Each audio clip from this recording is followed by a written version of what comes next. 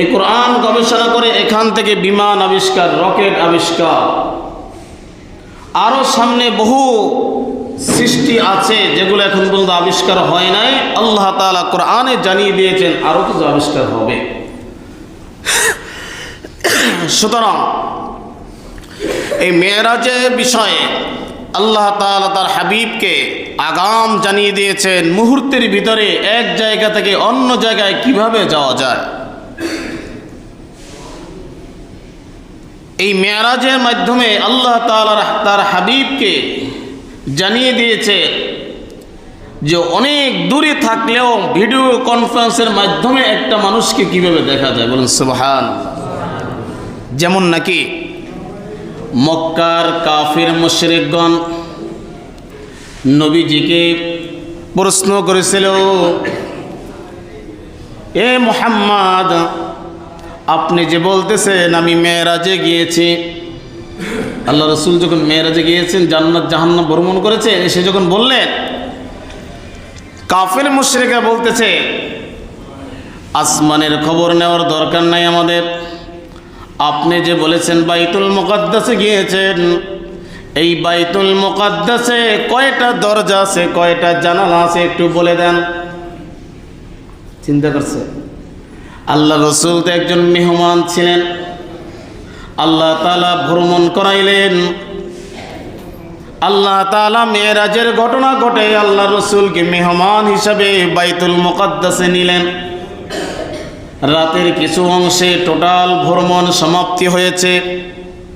বলেন দেখি, একজন মেহমান যদি 2, 4, 5 মিনিট 10 মিনিটের জন্য আমাদের মসজিদে আসে এবং ওই মেহমান গিয়ে যদি বাসায় গিয়ে বলে আমি চৌধুরীপাড়া মসজিদে গিয়েছিলাম, আর যদি তার আশেপাশের মানুষজন বলে যে চৌধুরীপাড়া মসজিদে কতটা জানালা দরজা আছে বলেন, কয়টা ফ্যান আছে, লাইট আছে বলেন, আসছে অনুষ্ঠান শেষ করে চলে গেছে, এর ভিতরে কয়টা দরজা জানালা গোনার কি সুযোগ আছে?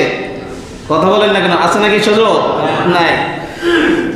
কিন্তু কাফের মুশরিকরা নবীজিকে বলেন, আমরা মেরাজের ঘটনাকে সত্য মনে করব, বাইতুল মুকাদ্দাসে কতটা দরজা জানালা আছে এটা যদি বলতে পারেন। আপনি তো গিয়েছেন। আল্লাহ রসুল বলে, হ্যাঁ আমি গিয়েছি। যদি যে তাকে কয়টা দরজা কয়টা জানালা আছে এবার বলুন। আল্লাহ রসুল চিন্তায় পড়ে গেলেন, আমি তো দরজা জানলা গুনি নাই, ওখানে অসংখ্য নবী রাসূলগণ এসেছে, তাদের সাথে আমি সাক্ষাৎ করেছি, কথোপকথন হয়েছে, নামাজ হয়েছে, নামাজের পরে আবার বুরাকে আমি চলে গেছি, তা কয়টা দরজা জানলা গোনার তো সুযোগ আমার হয় নাই। আর যদি না বলতে পারি তাহলে তো তারা মনে করবে যে মিথ্যা কথা বলতেছে, কেমন এক চিন্তার ভিতরে ফেলে দিয়েছে।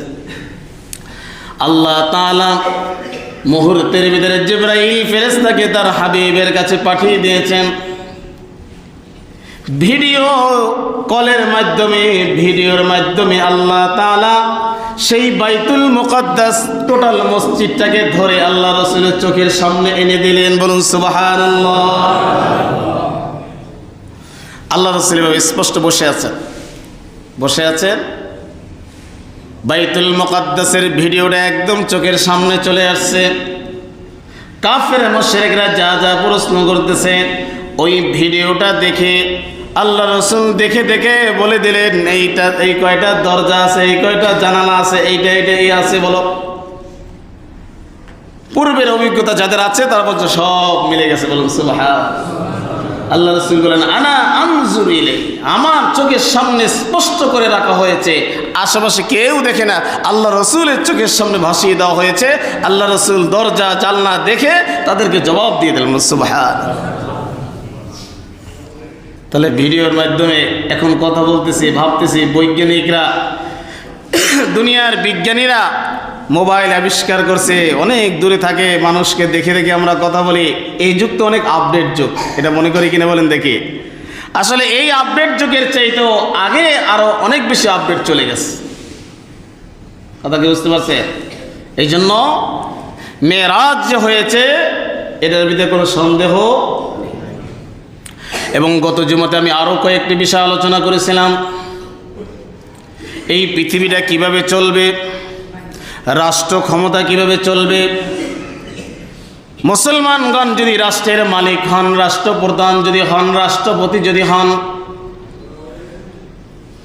কয়টা তাদের প্রতিশ্রুতি থাকবে, কয়টা বিষয়ের উপরে দেশটাকে পরিচালনা করবে, এমন 14টা দফা আল্লাহ তাআলা তার হাবিবকে আরশে আজিমে শিক্ষা দিয়েছে। নির্বাচনের আগে আমাদের দেশে দেখবেন বড় নেতারা ইশতেহার ঘোষণা করে কিনা বলেন দেখি, নির্বাচনী ইশতেহার ঘোষণা করে কিনা? এক এক দলের মানুষগুলো এক একটা ইশতেহার তারা তৈরি করে, প্রতিশ্রুতি জাতির কাছে তারা প্রতিশ্রুতি দেয়। ঠিক তদ্রূপভাবে আল্লাহ তাআলা তার হাবিবকে আরশে আজিমে নিয়ে 14টি প্রতিশ্রুতি দিয়েছেন, 14টি ইশতেহার দিয়েছেন, অথবা 14টি আইন কানুনের কথা বলে দিয়েছেন যে রাষ্ট্র ক্ষমতায় যদি যাও, এইভাবে করে রাষ্ট্র পরিচালনা করো, সব ঠিক হয়ে যাবে। বলুন সুবহান। 1 নম্বরে বলেছিলাম ওয়াকাদা রাব্বুকা আল্লা তা'বুদু ইল্লা ইয়্যা, একমাত্র আল্লাহর তাওহীদের সাক্ষী দেবে। দুনিয়াতে যত মাখলুক দেখো